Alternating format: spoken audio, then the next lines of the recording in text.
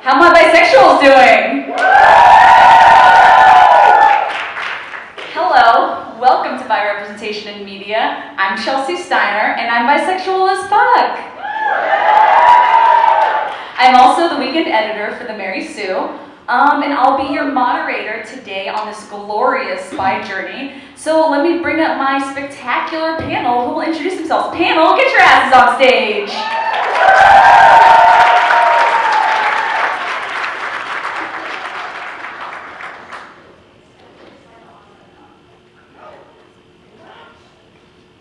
All right, well, everyone is getting their mics on. So we're just gonna go down the line and introduce yourself. Tell us who you are, what brings you to the bi panel. We'll begin with the lovely Nicole Pacent. Hi, everybody! What brings me to the bi panel? I'm bi.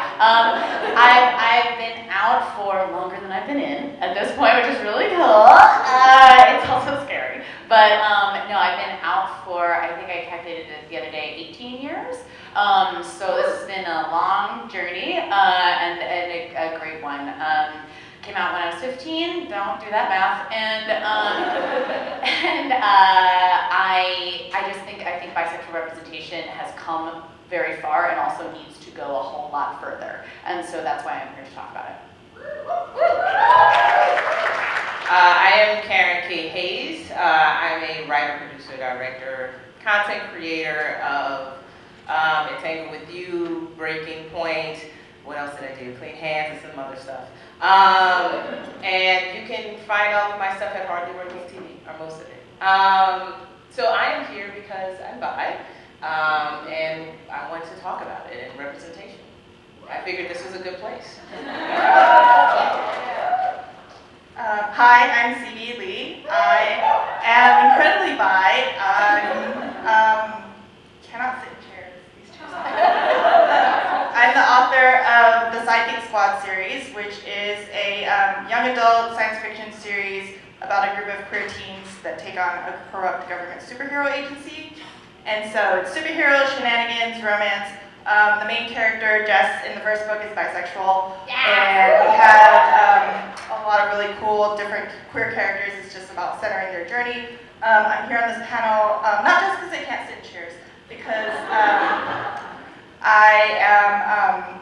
I'm really passionate about creating content, especially stories that show that you are valid as a person and that your journey, that you can have adventures and love stories and be a superhero and all of these things. And I love that we're all here at ClexaCon getting to celebrate bi representation, so I'm excited to talk about it.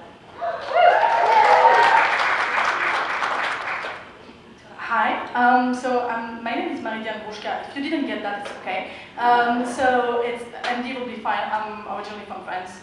And I'm here actually, so I'm bi also, and I'm here mainly because Mariya here, we have a podcast that's called Bi Positive, and also I'm a therapist. And so we talk about mental health and bi plus related stuff in our podcast. Also, I researched the impact of media representation on mental health.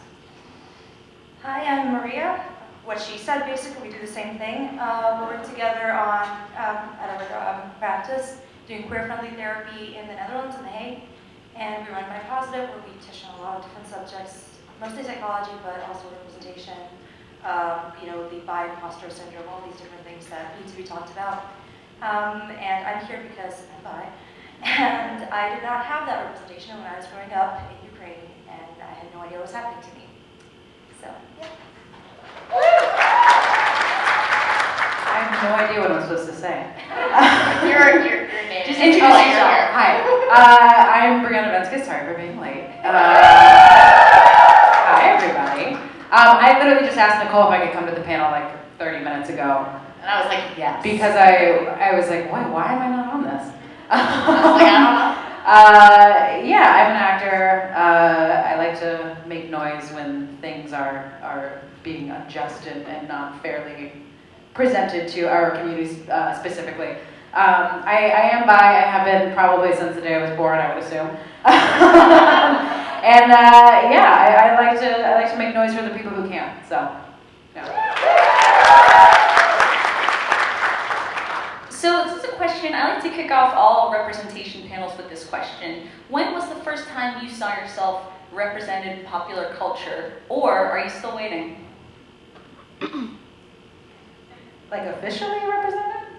Like on TV? Yeah, that kind of thing? yeah. Still waiting, I think. I mean, I think we're getting better. But I do think, especially in Hollywood, and the way that TV shows represent bisexual, both men and women, it very much so leans to either one or the other. Like it's, right now they're straight, and right now they're gay. Which is not the case, obviously. So I think, yeah, we're still waiting. Honestly, they're definitely playing around a little bit more. I'm on a really great show, Good Trouble, which is fantastic and is made by some of the three most creative people in the world, which I adore them. And I think they're doing some really wonderful stuff about talking about the things that aren't talked about. And I think that they have a character on the show, Gael, who is bisexual, and I love the way they present it because it's so just what it is. And I think that's the first step, but I'm definitely waiting for like that leading woman who takes the stage and shows people that this is just how you can be. I think the closest thing is Brooklyn Nine-Nine. And as Stephanie talked about on this panel last year, she had a hand in consulting on that script, on the coming out script, and made sure that the word bisexual was used several times. And I think the reason that she is maybe the most accurate representation that we have so far is because she actually is bi, and they are consulting her. And they're taking, so, I mean, I think that, we need more people who have actual pull with writers and producers to be able to make characters like that. I will go a step further and say, although she does ride this line a little bit, but like, I think beyond in terms of like, have I seen me? Not yet. I have a lot, but I think all of us have like a lot of intersectionality, right, going on in a mix of things. Like personally, I'm not only bi, I'm poly, I'm also married to a man, I have a girlfriend. Also, thank you. I, and more now since like the gender revolution is happening now, more and more I play around a lot with gender and gender presentation, and the combination of all of those things I definitely haven't seen. That's very specific though, so I know that that's a high bar. I will say that I am still waiting. I would say the closest we've gotten is probably Annalise Keaton. At the same time, I have so many issues with that representation, like, where is it? But at least they've not named it, never mind. I'm gonna take that back. But I would say that's probably the closest, but I still haven't, really seen, oh, and she's gotta have it, but maybe we'll talk about these issues later, because, yeah, they're sad. I'm really curious, especially since you were studying mental health and how representation affects it, that growing up I didn't think that bisexuality was a thing as a teenager, as a kid, and so I knew I wasn't straight, I knew I wasn't gay, but I didn't know where I fit in all of that, and I don't think I saw the word bisexual like printed on a page in a book that I was reading until I was in my 20s. This is Melinda Lowe's adaptation.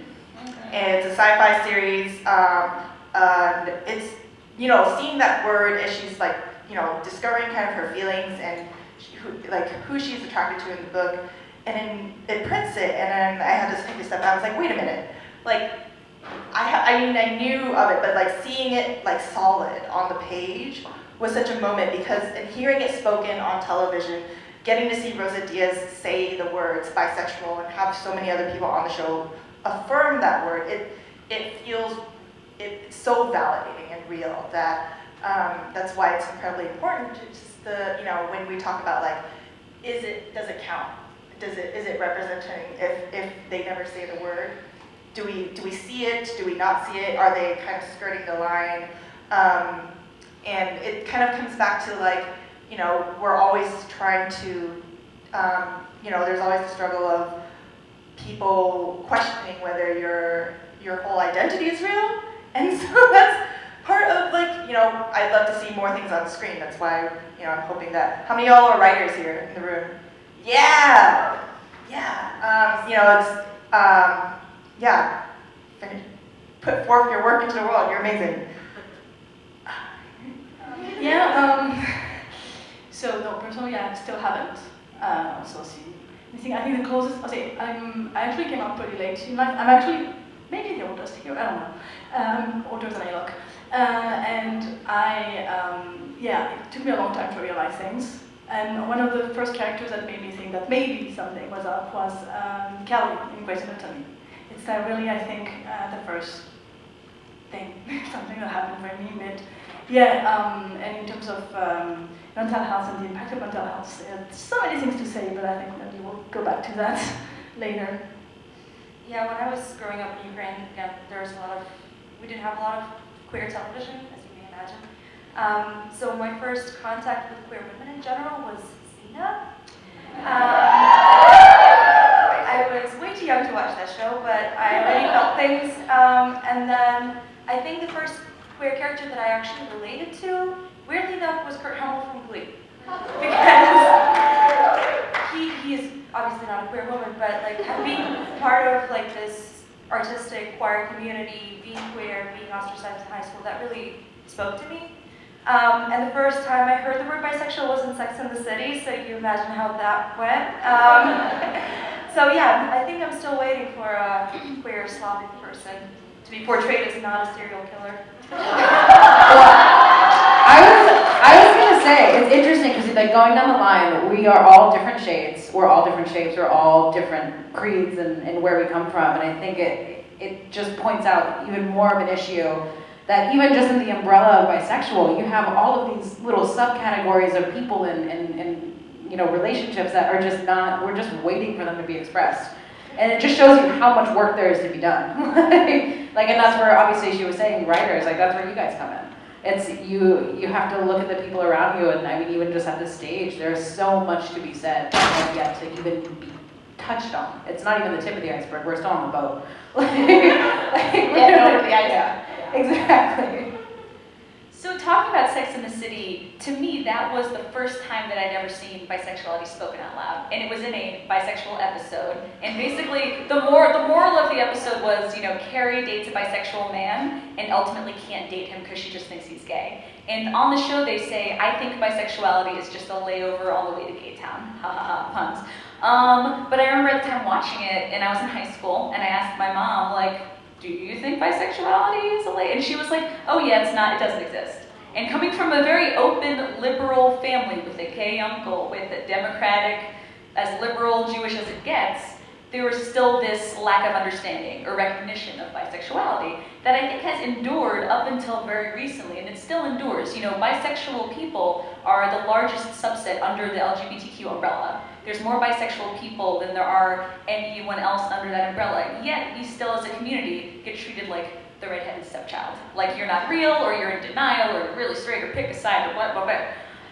So what I'm wondering is, who now, you know, we're living in a time when there's been more queer characters on TV right now than ever before. There's more TV on TV right now than ever before. I mean, truly, what a time to be alive. When I was your age, we had to walk through the snow uphill both ways just to watch an episode of The L Word.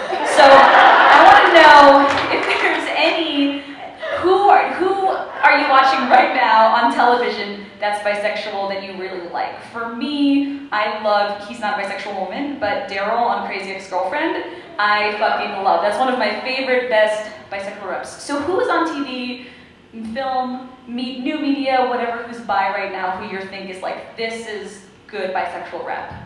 And I just wanted to add one thing, is that you said that there was nothing to watch then, but in the US, outside of the US, where we had to wait several years to have the same shows.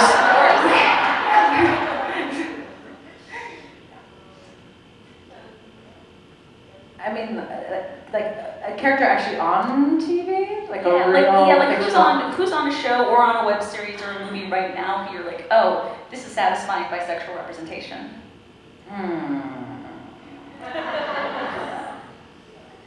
I mean, that's honestly a really hard question. Because I think for me personally, like, none of them are satisfying. But I'll go back to Gael and Good Trouble. I do think they explore not only the fact that he is, of Hispanic descent, which has its own sort of things that come with it.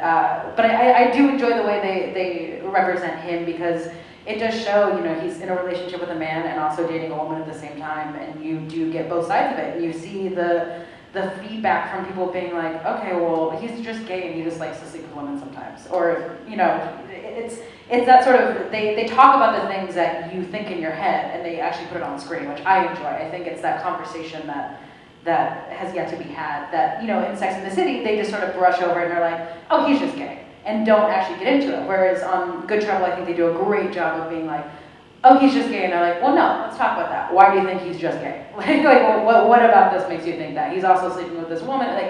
So I think maybe I'll stick with that. I concur. I love that representation. Not just because they are bisexual, because, I think that the 100 does as many problems as the show has. It has good bisexual representation, but they don't talk about it. But that's kind of because they are, so far in the future, I guess, that they're so... Yeah, you don't have to talk about it. That they don't need to talk about that. Yeah, they're so beyond sexuality. But at the same time, they don't talk about it. So I'm like, I really can't say that that's what I consider the best representation, although I still think it's, it's pretty good. It's decent. I don't have, a problem with it. I'm gonna wait to the next one. Okay, so I don't know if I can call this the best, because I could also name how it's problematic, but David on Schitt's Creek. And granted, he has said in interviews that David's pan, but I'll put it under the same umbrella. It really, first of all, the show is just so freaking good. But what I do love about it is that it is just okay with everyone, and David is just who David is.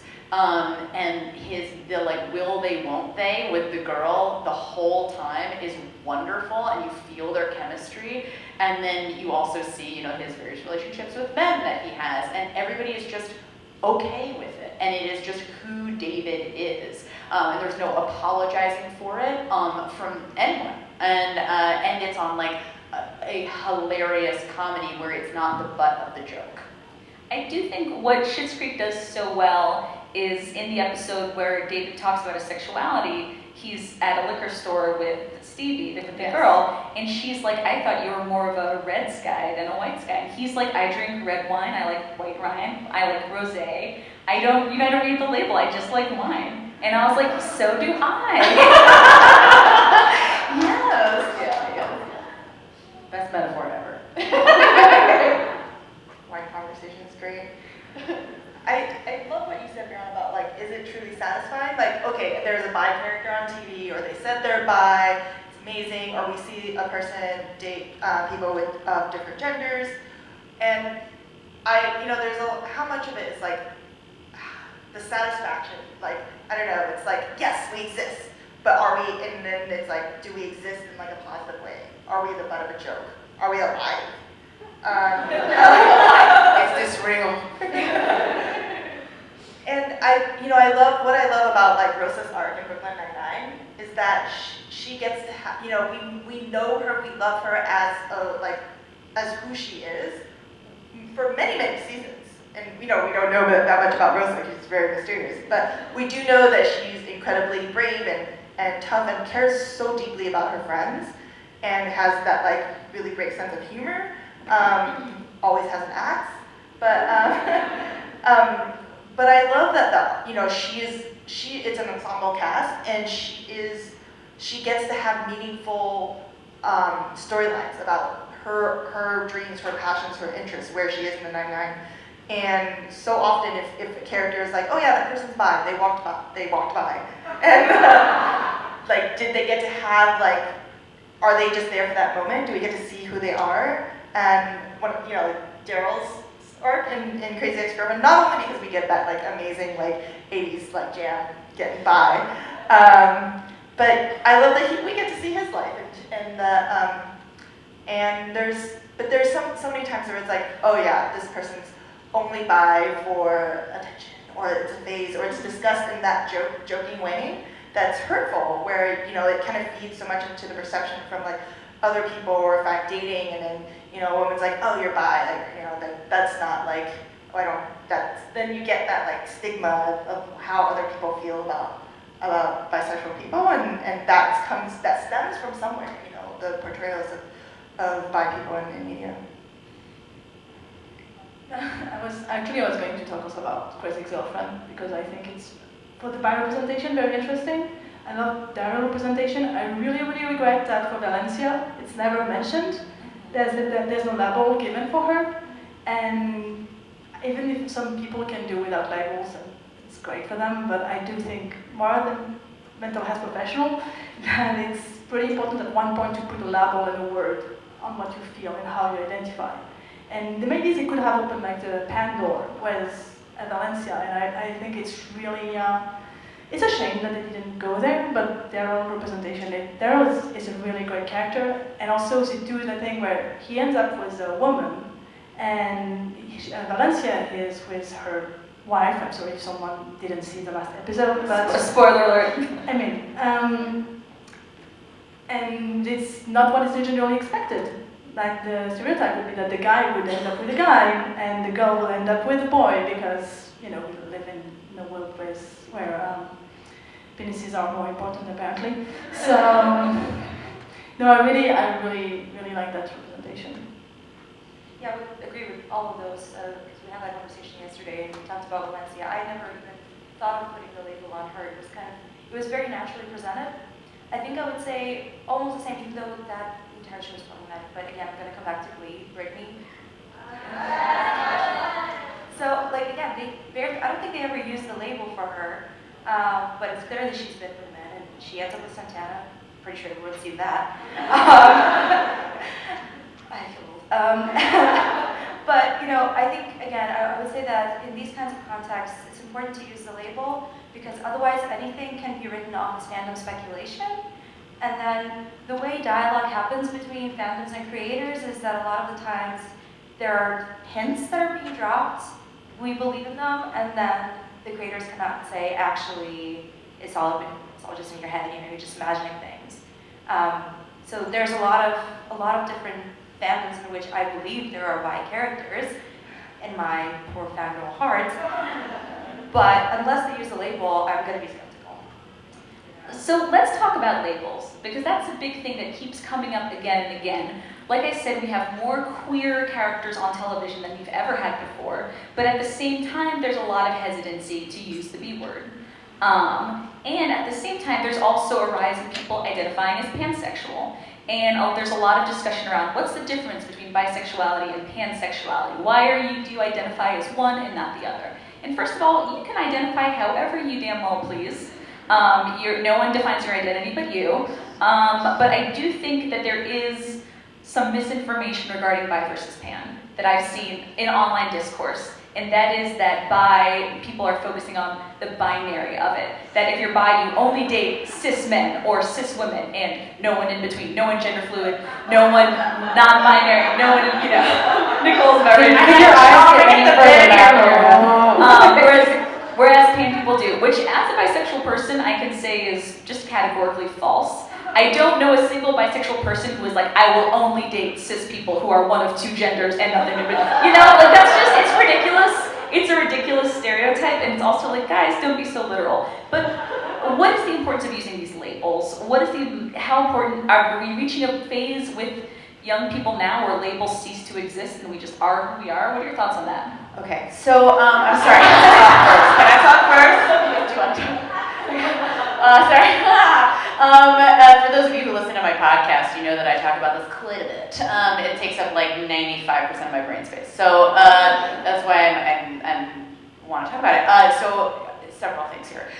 Number one, I think in general right now, with the way that language is evolving, and evolving beautifully, in many ways, right? I do think that the younger generation needs to have a little respect for those who came before, and the fact that we did not have all of these terms, and that asking somebody who's been identifying a certain way for 20, 30, 40, 50 years to change their label because you don't think it's inclusive in your definition is not cool. It would be like them asking you to change it.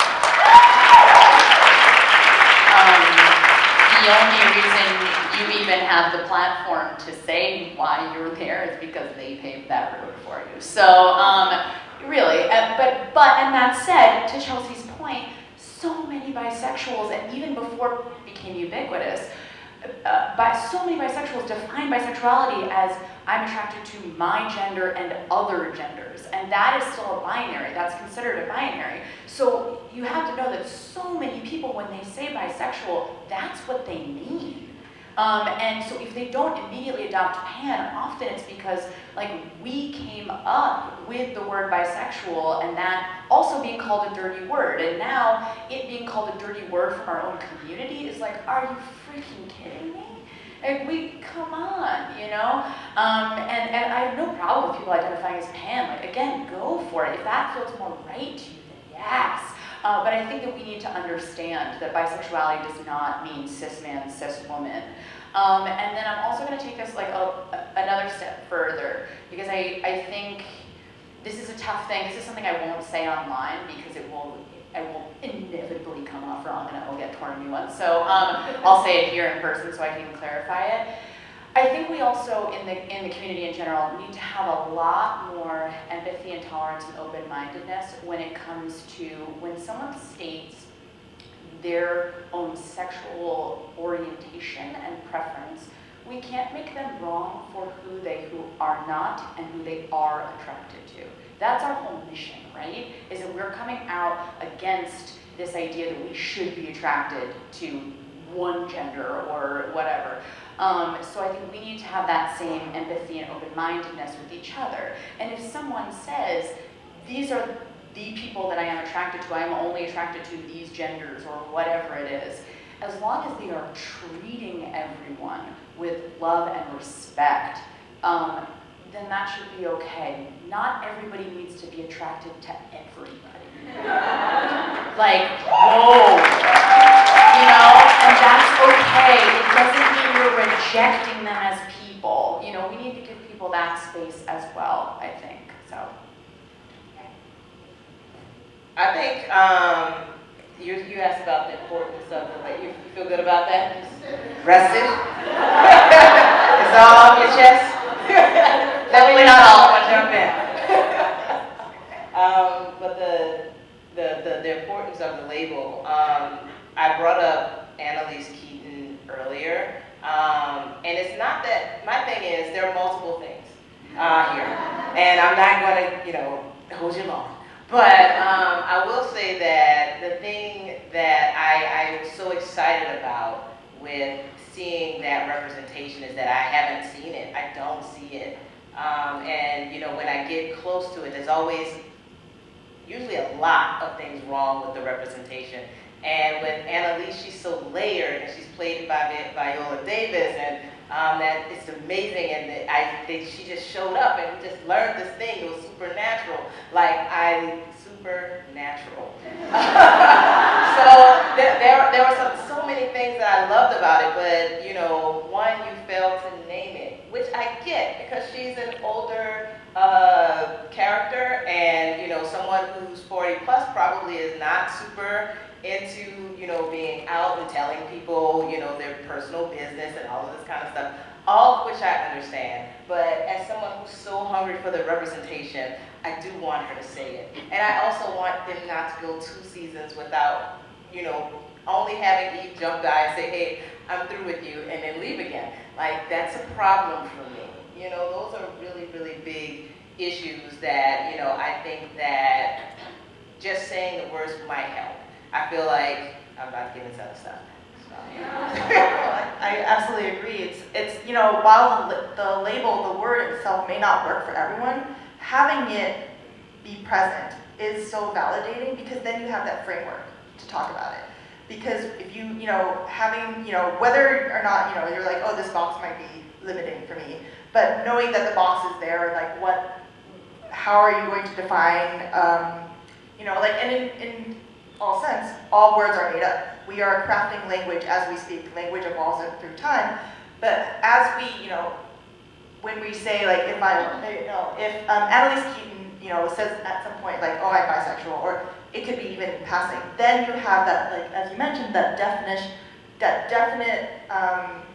door has definitely been opened, when before it could just be, like, speculation. And, I don't know if it's on, like, the showrunners or the writers where they want to keep all the doors open and don't want to alienate anyone, but at the same time, you're trying to court so many audiences that you end up, like, not really succeeding. Yeah, I'd say for me, personally I use bi because also it's about reclaiming it, because it's the one that I heard first, and that all was what existed back then. And then yes, the thing with labels is that we do need them to make sense of who we are. And when we try to come out, make sense of what's happening for us, and it's actually the bisexual community is actually more at risk mental health-wise than the rest of the LGBT community.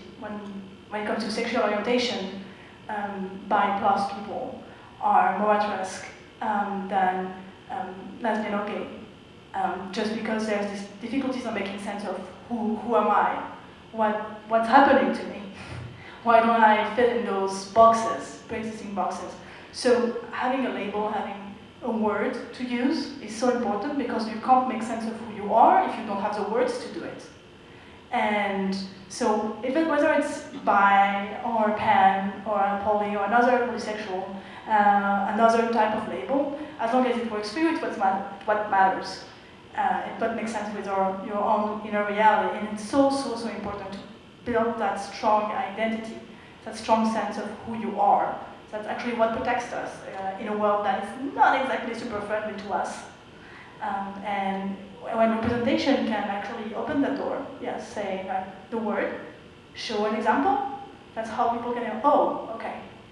Because we generally don't grow up with family or parents who can provide that information for us. So it's all about what you see on TV, basically, or on YouTube. YouTube works very well for that too.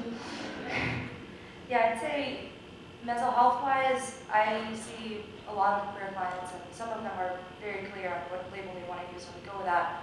Some of them are just like, I like everyone, just write that down, and that's what we go with. But I think what was mentioned before, this idea of policing within the community, especially on spaces like Twitter, is so detrimental because people come into my office and they're like, am I bisexual the wrong way? And I'm like, no, because they see, Bi enough. yeah, like, am I bi enough? What does that mean? Because there are some people within the community who go online and feel free to police others, tell them that they're not bi enough, they're not gay enough, they're not whatever enough, and then these people end up sitting in front of me and crying their eyes out, believing that the community they thought they could identify with is rejecting them. So I think labels are great if you want to use them, but also the amount of political meaning we attach to the label, we need to lay off of that because we are not helping anyone. Yeah, so like semi-piggyback off that, I'm going to say something semi-controversial to the particular situation. I fucking hate labels. I think they're shitty. I have never, in my personal life, gone out into the world and said, I am bisexual. This is me, a bisexual. I've been very lucky from day one to give no shits about what anyone thinks of me. That takes a lot of work. It takes a lot of personal work. It takes a lot of sitting at home and really working through your stuff and figuring out who you are and what you mean to yourself. And that is not to discredit anyone who identifies to bisexual or gay or lesbian. I have friends who are completely in those communities and cling to the label, and it lifts them up and it provides them a community that nobody else can give them, and I love that. But for me personally, and I think it's important to say it, unfortunately, is that I just don't identify with labels. I wake up every morning and I walk outside and I'm just me. and I have to be me, and that changes on a daily basis and minute to minute and hour to hour because I'm living in my day and in my moment and in my world. So I identify in this sense of what this convention is as bisexual, absolutely, because that's the closest thing to who I am in terms of the world. But I think if that term doesn't even work for you, I think the most important thing is that you go outside and just be yourself. And I think the more you are yourself and the more that you show people that you are your own version of your world, the easier it's going to be in the long run for people to accept you. And I think for me growing up, I had to come out, but I never had to come out. Because from day one, I was just myself. And I always said what was on my mind, and I always was attracted to who I was attracted to. And it wasn't always the easiest. And I definitely got a lot of like slack from people, and I was, you get like the weird little hate crimes and the little talks behind your back, and I'm not saying that doesn't happen, but I'm saying if that's the road you choose to go down, more power to you, and I think you should absolutely just be you, so. Bree? You empowered me into saying, I just don't like, I'm not into labels, I don't like boxes.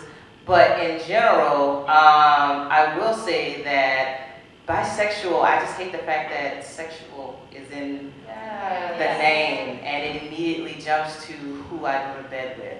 And that's so problematic to me. But that's not why we're here necessarily, so I'm just gonna let it. I think that's an excellent point, and people can be bi-aromantic or bi-asexual or bi-ace, however you want to identify, and that's a valid bi-identity. There's no, again, to the back, there's no wrong way to be bisexual. You're perfect just the way you are. You're bisexual enough just the way you are. And if anyone tells you any differently, send them to me and I will kick them in their genitals. There's also just no wrong way to be a human being, first of all. Like, there is literally no wrong way to exist on this world. Unless you're, killing other people, then that's probably wrong. Yeah. But So speaking of... case by case. So let's talk a little bit, I want to talk a little bit about inter-community policing, and I want to talk a little bit about bi-bias, especially with regards to dating. Recently there was a popular lesbian podcast that had 2 back-to-back episodes about why lesbians wouldn't date bi women. And we've all seen different vloggers who shall not be mentioned who do videos of, I don't fuck with bi women, or I'm not going to date bi women, to which I say, your loss, we're great. So how do a big part of this to me, I think, is generational. I think our beautiful young Zennial babies coming up don't give a shit about that stuff anymore for the most part. And I do feel like there's a lot of crossover with anti-bi sentiment from the lesbian community. Just feels like another flavor of turfism. And I think it's really cut from the same cloth. Yes, it is. Someone else can start on this though, because I already said something along those lines. Just it doesn't make sense when you don't complain on one hand that your dating pool is so small and then exclude.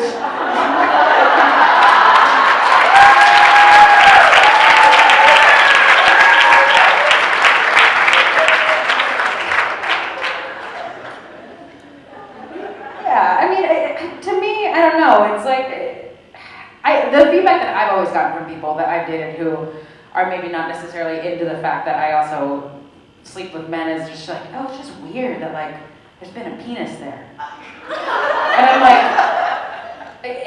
in the same respect, it's like why so you're already complaining that you don't have that much to choose from, but then you're gonna discredit me. It's like saying like, well, she likes to eat Cheetos and I just am not into Cheetos. I'm more of a Fritos girl. Like it doesn't just because I enjoy something doesn't mean you have to. Like if I'm with you, I'm with you. Like it has nothing to do with what else has happened. The whole like penis has been their first thing, or a penis was there at one point. Blows my mind. Crazy, especially because right now I'm pregnant with a boy, so there's a tiny penis inside of me right now at all times, 24 hours a day. So it's also like everyone. Yes, thank you, I procreated. But it's so fucking reductive and it's immature, honestly. Sorry. Yeah, it just comes back to, I feel like it comes back to like a misogynistic understanding that would change who you are. That penis has, or whatever experience has changed you or made you different, or it's like that qualifier. It's like, oh, now I'm a better you know, or like that like because I haven't had this or you have, or that it's almost speaks to like, you know, I've dated people who are like, oh, like it's almost, you know, they were trying to explain their bias, and I was just like, when they're like, oh no, it's like I don't know, like you're tainted in some way. I'm like, and then like what does that speak to you? Like how, and that speaks more on what how they think about women. And yeah, absolutely.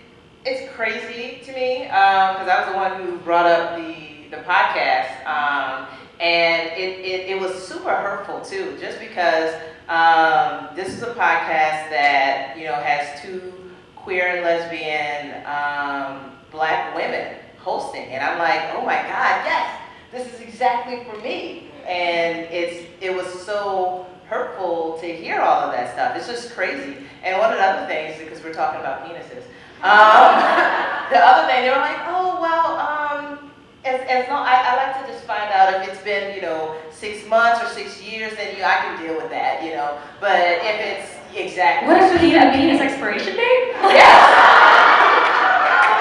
Yes. We just need to make sure that the penis hasn't been there within the last 30 to 90 days, and we're good. Like, what the? It doesn't make any sense whatsoever. But the thing is, like, to me, the thing that's crazy is that we're all looking for like safe spaces, and when we don't find that, you know, where we're supposed to, it's just like, where do we go? It's just so isolating, I think. I don't know what the answer is to that, but yeah. I think like one of the things I was going to say, which is maybe an answer to this. Well, two things actually. One, it's still socially acceptable to be out at like a queer female bar and have someone say out loud, "Oh, I don't date bisexuals." Like, please take bisexual out of that and put like any other minority in there, and how would that sound? People would flip the fuck out. And like next time you hear somebody say that, if you feel so empowered to do so, be like, that's not cool. That's actually really not okay that you're expressing that. You're allowed to feel however you feel, but by saying that, you're giving that sentence some sort of validity, right? And it's bandied about like it's nothing. And it's not okay. So yeah. And no one fucking asked you, Denise. Denise. Yes, it's always Denise. Oh, God, I hate Denise. God, Denise. Apologies. Sorry, Denise. Yes, we love you, Denise.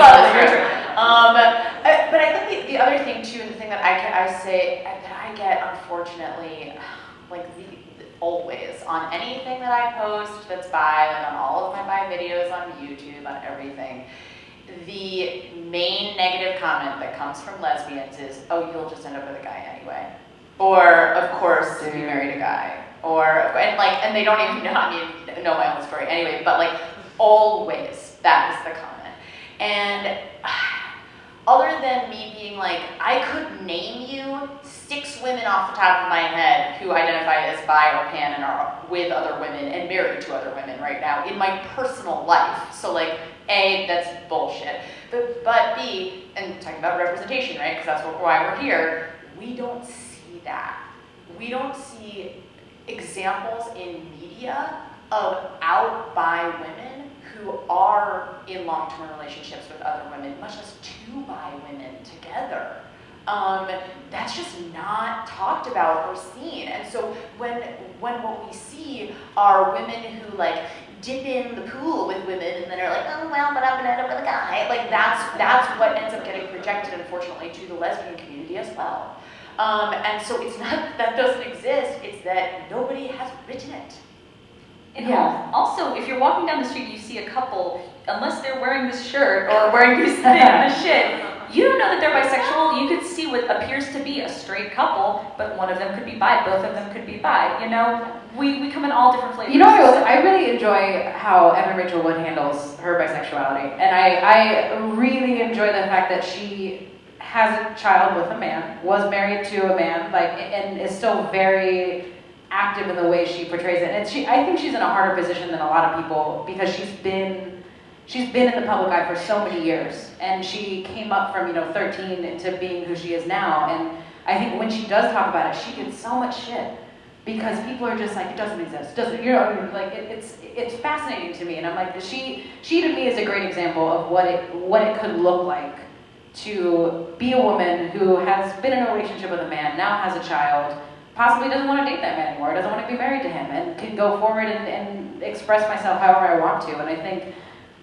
within our community specifically, the more that we can lift up people who are doing good things like that, who are living that life openly and without any apology, I think the more that we support that, the easier it will be to then see that more, because more people are going to go, oh, I'm not going to get flack for being who I am. Like, okay, cool, yeah, I'll talk about it, sure. It's all about that internal support. I think the more that we lift each other up, the better. Yes. I would just like to add to that. I feel like a lot of that kind of rhetoric comes from personal insecurity as well. You know, the whole, like, this person's going to cheat on me and this relationship will be over. Your relationship will be over if you're insecure about your relationship. I'm sorry. 100%. Yeah. Sorry. So I feel like for people who engage in rhetoric like that, they just need to reflect on themselves and ask themselves why they think that relationship is not going to work out, why they don't think perhaps that they're worthy of being with that person. Because usually that's what it comes down to. That's what I see as a mental health professional. And I think projecting that insecurity onto the community is terrible, and a lot of it has to do with working on yourself and not barricading yourself off from a huge chunk of the queer community. And I think it's very ironic, because in the end it all comes down, I'm going to use big words, I'm sorry, internalized heterosexism, and it's just that. So in the end, what it is, it's like even lesbians give way too much importance to dicks. Yeah. I agree. Because the whole world gives way too much importance to I it. have yet to see a child pop out of a dick. I'm just saying. Just saying. Yeah, I mean, like the focus on like genitals themselves, like I feel like excludes a whole, like, you know, if in the conversation where it's like, oh, where you're putting qualifiers on the value of a person, whether genitals have been somewhere or whether there are certain genitals present, it's just, I just feel like it's a very shallow notion of what can be and what exists in the world. And I think if we, just the fact that like there are so many people who, there are women who have dicks, there are men who have vaginas, there are many different types of genitals for people with multiple genders, and I think that like having as we talk about it, to just kind of remember that like when we're talking about with it. Thank you. Yeah, just to keep that in mind. And I also wanted to say about coming back to the conversation about bisexuality, and when we're thinking about like, oh, this woman is now married to a man, so now she's straight, or like, oh, when she's with a woman, she's gay now, and so like, but she's always bisexual. You know, who you are. It's like if you're a werewolf, when you're a human, you're still a werewolf. When you're a wolf, you're still a werewolf. At any stage, you're always a werewolf, whether you look like a human or a wolf. # still a werewolf. Still a werewolf after all these years. So we have some time left. I want to open it up to questions from the audience. If anyone, yes, come shout it out, and then I'll repeat it into the mic if I can hear you. Do we have any feelings about Chris on SWAT, who is bisexual and now in a poly relationship? It means I'm going to start watching SWAT. Is that Lena's character? I can't remember which character. Who's the actress? Yeah. Is it? She has the brown hair. Yeah. Okay. I've met her at a couple boxing classes, and she's super fucking cool. But yeah, I mean, I think when you look at SWAT and you look at the network it's on, and you look at the amount of viewers it pulls in, I think there's no wrong way to go about that. I think the more you can get on CBS, which is the heartbeat of America's network, the more we can sort of infiltrate those larger shows in any capacity, I think the better. And I want to clarify the question too. are you asking in part because it's a bisexual character who is in a poly relationship, and are you talking about those stereotypes, or were you just interested in what we got there? Okay, cool. Captain America, yeah. I would remember your guys' thoughts about bisexual being sexualized, specifically by like men, oh, great, you're bisexual, that means that, the three of us can, Yeah. So the question is, how do we feel about bisexuals being sexualized, and especially through the male gaze? I can't tell you how many threesomes I've asked to be a part of, simply because I'm bisexual. Unicorn hunting is real. It's real. It's a real thing. And it's not like I said no all the time. But, but I'm just saying, just because I am a certain way doesn't mean that you can just come up to me and assume that I'll make out with your girlfriend or I'll kiss your boyfriend. Like it's so absurd to me that people think that just because I'm a writer doesn't mean I will write anything you tell me to. I'm going to have my own kind of set of the way that I hold myself in the world, and the fact that other people think that they can manipulate that to what they want to see from me is just sort of, it's like, go away. Yeah, when I first moved out to LA, I joined OkCupid, my only dating app. This was like before app dating, oh god. But like I joined OkCupid because I didn't have trouble meeting men, but I was like I had much more trouble meeting women. It's just harder to meet women. There are fewer spaces and stuff, and then even when I was in spaces, I was like, oh, they're all in fucking relationships anyways. And it just, I was just very bashful with women. So I joined OkCupid and put bisexual specifically to meet women. And the barrage of messages that I got from either couples who wanted threesomes, and like nasty shit too that was being said to me. I was like, I am a perfect stranger. Like, what is happening? And like, and guys just saying such creepy shit.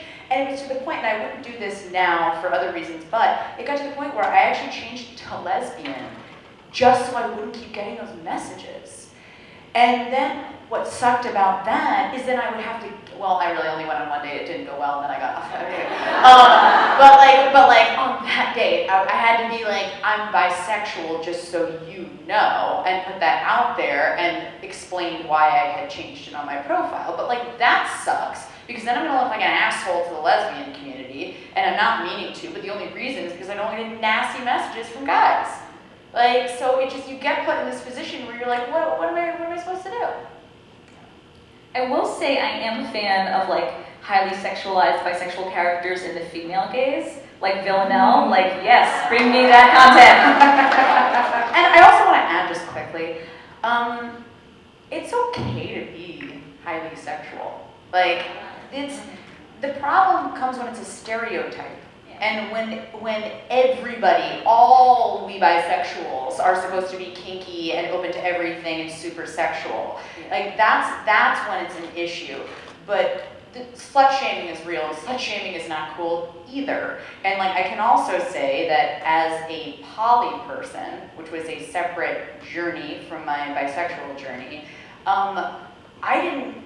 I didn't allow myself to even explore the possibility of polyamory for a number of years, which caused a lot of problems, because I was so afraid of falling into a bi stereotype and having someone be like, yeah, exactly, and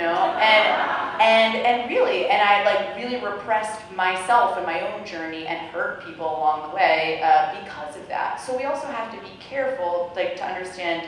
Let's get away from the stereotypes, but also realize there's like a whole lot of shades of everything, and it's all okay. As long as it's consensual and honest, it's okay. Yeah, I would just add to that, I blame porn.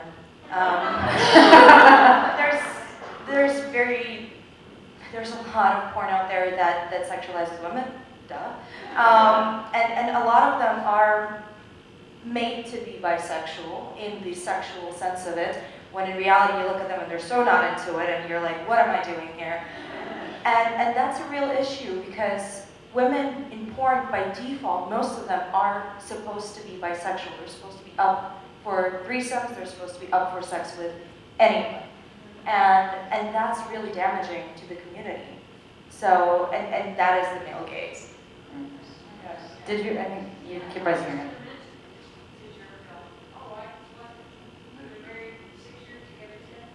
Congratulations.